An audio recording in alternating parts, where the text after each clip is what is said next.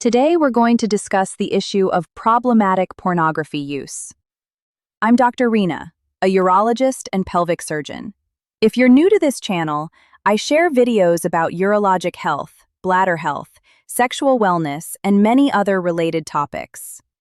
If you find this content helpful, please consider subscribing and sharing the channel with your friends. As a quick disclaimer, this video is not meant to shame anyone. If you occasionally use pornography, enjoy it, and it isn't creating negative effects in your life, then it may not be a problem.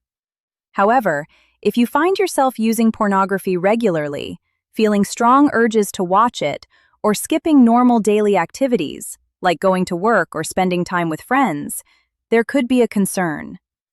Needing more and more stimulation to reach climax, or feeling like you've lost control, are also warning signs that pornography may be becoming an issue for you. Another signal is if you often feel frustrated or dissatisfied with life, and pornography seems like the only thing that gives you pleasure or relief. If that sounds familiar, it may be time to take a closer look and really pay attention to the information in this video. For individuals who struggle with problematic pornography use, the effects can be serious. It may lead to social isolation. When more and more time is spent watching pornography instead of engaging in normal activities, feelings of loneliness can grow. It can also reduce productivity at work or in school.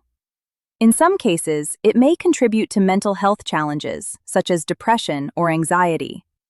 In addition, it can create strain in personal relationships.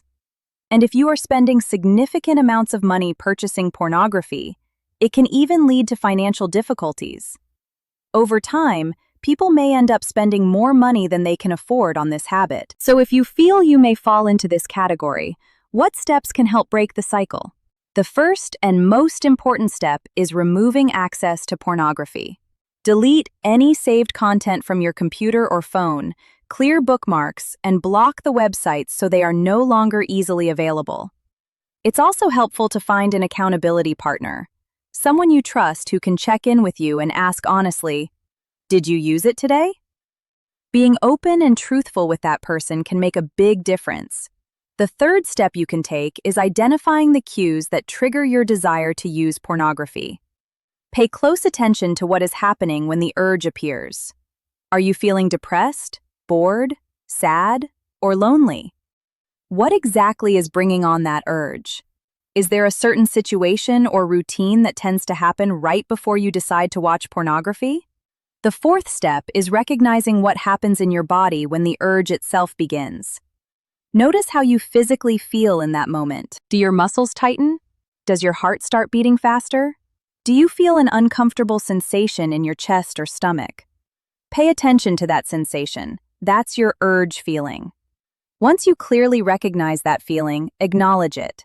Sometimes it can even help to give it a name, a color, or a shape. For example, you might call it the purple dinosaur. So when the urge appears, you simply recognize it and say, "Oh, there's the purple dinosaur again." The idea isn't to fight the urge. Instead, you acknowledge that it's there and understand that it will eventually pass on its own. Allow the urge to exist without reacting to it, and then let it fade away. As you continue practicing this approach, the urges usually become weaker and less bothersome. They may still appear from time to time, but they will be easier to handle. When the brain has developed a habit, those urges may not disappear completely, but learning to manage them can help you regain control. Finally, once you understand your cues, triggers, and the feelings that come with the urge, write them down. For example, you might write, "I feel depressed. Then I get the urge. My heart starts racing. My muscles tighten. And then I watch pornography." That pattern is your habit loop. The goal is to break that loop. So ask yourself, when the cue appears, what can you do instead of watching pornography? What other activity can give you a sense of enjoyment or a healthy dopamine boost? Maybe it's going for a walk, calling a friend, reading a book, taking a relaxing bath, or doing a quick burst of exercise like 20 jumping jacks or 5 push-ups. Even a short activity can release endorphins and help you move past the urge. Lastly, remember that if you do give in to the urge and watch pornography, Don't be too hard on yourself. Treat yourself with kindness.